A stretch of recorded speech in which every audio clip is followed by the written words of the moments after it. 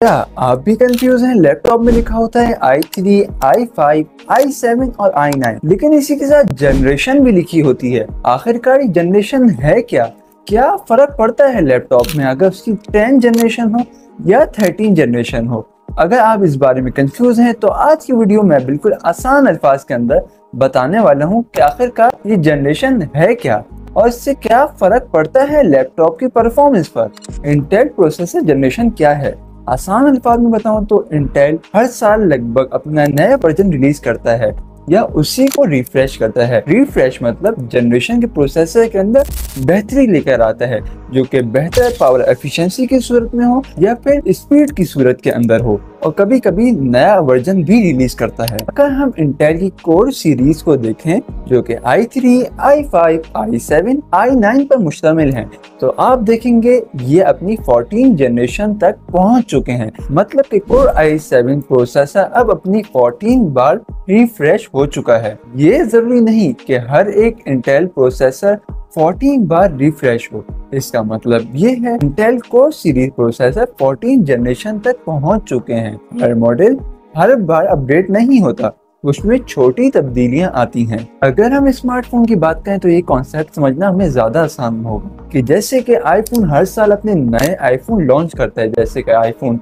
14, iPhone 15, iPhone 16, जैसे कि हर साल वो अपने नए फीचर्स देता है, मोबाइल्स के अंदर न्यू टेक्नोलॉजी देता है और अपडेटेड टेक्नोलॉजी होती है। बिल्कुल इसी तरह इंटेल अपने कोर प्रोसेसर की हर साल नई जनरेशन रिलीज करता है, जिसके अंदर बेहतर परफॉर्मेंस, पावर और फीचर्स इंप्रूव किए जाते हैं ताकि यूजर को बेहतर एक्सपीरियंस मिल सके। जनरेशन में फर्क क्या होता है? सबसे सिंपल तरीका इसको समझने का ये है कि नई वाली जनरेशन का प्रोसेसर जो है वो पुरानी वाली जनरेशन के प्रोसेसर से बेहतर होगा, पावर के अंदर और भी चीजों के अंदर। मिसाल के तौर पे अगर हम इंटेल कोर i7 12700 के मतलब के 12 जनरेशन और i7 13700 के मतलब के 13 जनरेशन का मुकाबला करें तो यूजर बेंचमार्क.com के रिजल्ट के मुताबिक 13 जनरेशन का प्रोसेसर तकरीबन 10% बेहतर परफॉर्म करता है।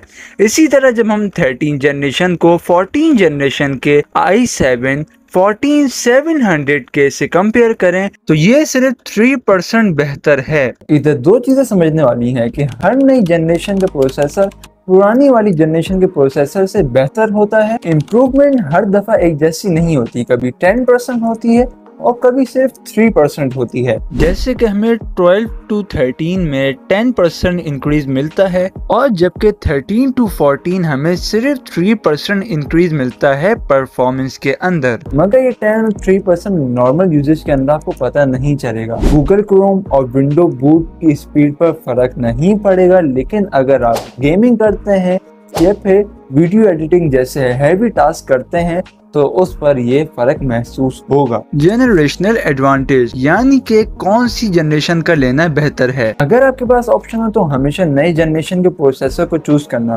क्योंकि आपको ज्यादा फीचर्स और टेक्नोलॉजी प्रोवाइड करता है। कभी कभी लोअर क्लास प्रोसेसर बेहतर हो सकता है। कुछ केसेस में नई जनरेशन का लोअर एंड प्रोसेसर पुरानी जनरेशन का हायर एंड प्रोसेसर से भी बेहतर परफॉर्म कर सकता है। मिसाल के तौर पे इंटेल कोर i7 14700 के 14 जनरेशन वर्सेस कोर i9 13900 के 13 जनरेशन। यूजर बेंचमार्क.com रिजल्ट के मुताबिक इन दोनों की परफॉर्मेंस तकरीबन एक जैसी है, लेकिन i7 14700 के थोड़ा बेहतर है, लगभग 1% ज्यादा परफॉर्मेंस के साथ। i7 14700 के तकरीबन $150 जो कि पाकिस्तानी रुपए के अंदर 41,800 बनते हैं। i7 14 जनरेशन सस्ता है i9 13 जनरेशन के मुकाबले में। मतलब आप नई जनरेशन का प्रोसेसर लेकर कम पैसे खर्च करते हुए भी बेहतर या बराबर परफॉर्मेंस ले सकते हैं। हाँ, ये हर केस में नहीं हो सकता। आप एक्सपेक्ट नहीं कर सकते एक i3 13 जनरेशन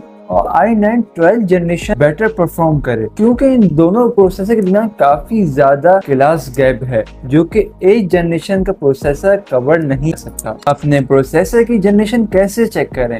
अगर आपको नहीं पता कि आपके पीसी या लैपटॉप के अंदर कौन सी जनरेशन है तो उसका आपको मॉडल नंबर देखना पड़ेगा। तो इसका तरीका काफी सिंपल है। इंटेल कोर सीरीज प्रोसेसर के साथ सिर्फ ये करना होता है कि प्रोसेसर का मॉडल नंबर देखें। जब आप ये मॉडल नंबर देख लें तो कुछ चीजें आप नोटिस करेंगे। सबसे पहले ये हमेशा प्रोसेसर क्लास से स्टार्ट होता है। अगर ये i9 है तो i9 से शुरू होगा, अगर ये i7 है तो i7 से स्टार्ट होगा। चलिए एक एग्जांपल लेते हैं i7-13700 के।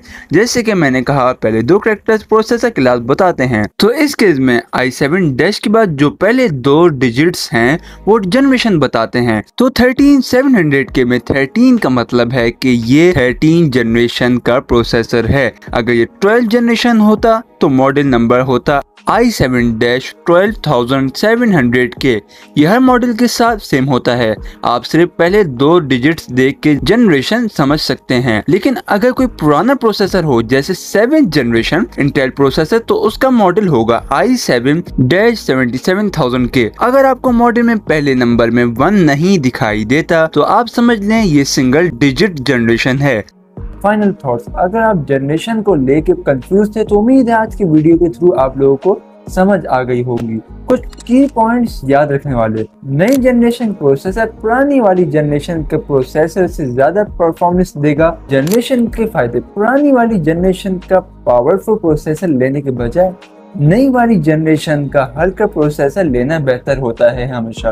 मॉडल की पहचान, प्रोसेसर के मॉडल के पहले दो डिजिट जनरेशन बताते हैं। अहम बात, अगर प्रोसेसर का जनरेशन का गैप बहुत ज्यादा हो तो पुराना वाला जनरेशन का लेना बेहतर होता है। अगर प्रोसेसर जनरेशन का गैप बहुत ज्यादा हो तो ये थी आज की प्रोसेसर की जनरेशन की वीडियो। मैंने अपना 100% लगाया कि आपको आसान अल्फाज के अंदर समझा सकूं लैपटॉप की जनरेशन क्या होती है। उम्मीद है आज की वीडियो के थ्रू आप लोगों को समझ आ गया होगा। कोई भी लैपटॉप के रिलेटेड कोई भी क्वेश्चन है आप लोगों के माइंड में, आप लोग कमेंट बॉक्स में कर सकते हैं। अगर ज्यादा इंपॉर्टेंट क्वेश्चन हो तो उस पर एक अगली वीडियो भी मैं बना दूंगा। चैनल को सब्सक्राइब करना मत भूलना। तो आज के लिए इतना ही, मिलेंगे नेक्स्ट वीडियो के अंदर। अल्लाह हाफिज।